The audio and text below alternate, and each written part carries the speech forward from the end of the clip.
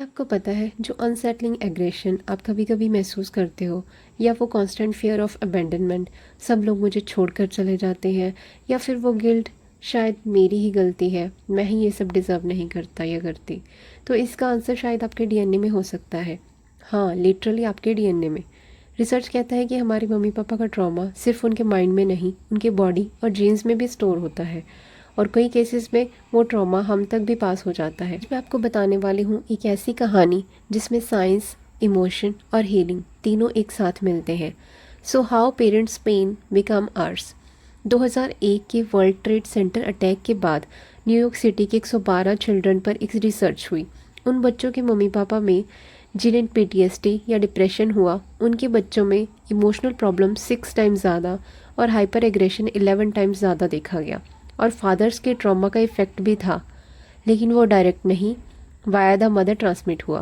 क्योंकि जब मम्मी एक स्केयर्ड, विदड्रॉन और डिप्रेस्ड पार्टनर के साथ रहती है तो उसका अपना नर्वस सिस्टम डिसरेगुलेटेड हो जाता है। और जब मम्मी इमोशनली ड्रेन्ड होती है तो बच्चे का सेफ इमोशनल स्पेस नहीं मिल पाता। और यहीं से स्टार्ट होती है इनहेरिटेड ट्रॉमा की silent chain. Movie little miss sunshine याद है? एक छोटी सी बच्ची अपने फैमिली के साथ रोड ट्रिप पर जा रही होती है, लेकिन हर मेंबर अपने स्ट्रेस में फंसा होता है। पापा फेलियर के प्रेशर में होते हैं, मम्मी अपनी एंजाइटी से जूझ रही होती है, और घर के अंदर एक इनविजिबल साइलेंस छाया हुआ होता है।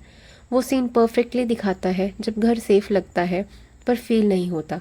एग्जैक्टली यही इन्वायरमेंट एक बच्चे के दिमाग में एक परमानेंट मैसेज लिख देता है। Love means stress, connection means tension. जब वो बड़ा होता है उसके रिलेशनशिप्स में वही पैटर्न रिपीट होते हैं। हार्वर्ड यूनिवर्सिटी के लेओन्स रुथ ने एक फैसिनेटिंग स्टडी की। 18 मंथ्स के बेबीज जिनके मम्मी के साथ इमोशंस कनेक्शन डिस्टर्बेड था, वो बड़े होकर डेवलप हुए अनस्टेबल आइडेंटिटी, इम्पल्सिविटी और सेल्फ डिस्ट्रक्टिव टेंडेंसीज के साथ। रिसर्चर्स ने पहले सोचा था कि मम्मी का गुस्सा सबसे हार्मफुल फैक्टर होगा, लेकिन उन्हें मिला कुछ और। इमोशनल विड्रॉल का इफेक्ट सबसे ज़्यादा डेवस्टेटिंग था। सोचो, एक चाइल्ड अपनी मम्मी से बात कर रहा है और मम्मी फ़ोन स्क्रॉल कर रही है, बस एक हम बेटा बोल के इग्नोर कर देती है। वो छोटी सी मोमेंट बच्चे के दिमाग में लिख देती है कि मुझे कोई नहीं सुन रहा, और वो बॉडी के अंदर एक स्ट्रेस पैटर्न बन जाता है। इनसाइड आउट मूवी देखी है तो आपने देखा होगा कि राइली के अंदर जॉय और सैडनेस फाइट कर रहे होते हैं। उसके पेरेंट्स कहते हैं बी स्ट्रॉन्ग, डोंट क्राई, और वो एक लाइन राइली के ब्रेन में रिकॉर्ड हो जाती है, like sadness is not safe. बस यही एक बिलीफ उसका इमोशनल सिस्टम चेंज कर देता है। और हमारे साथ भी यही होता है। जब मम्मी पापा अपने इमोशंस सप्रेस करते हैं तो हम भी अपने इमोशंस फील करना सीख नहीं पाते। अब आते हैं सबसे माइंड ब्लोइंग पार्ट पे, साइंस। एक बार एक एक्सपेरिमेंट हुआ माइस के ऊपर। प्रेग्नेंट माइस को स्ट्रेसफुल एनवायरनमेंट में रखा गया। Noise, light, unpredictable disturbances. उनके बेबीज ज़्यादा फियरफुल और स्ट्रेस सेंसिटिव निकले।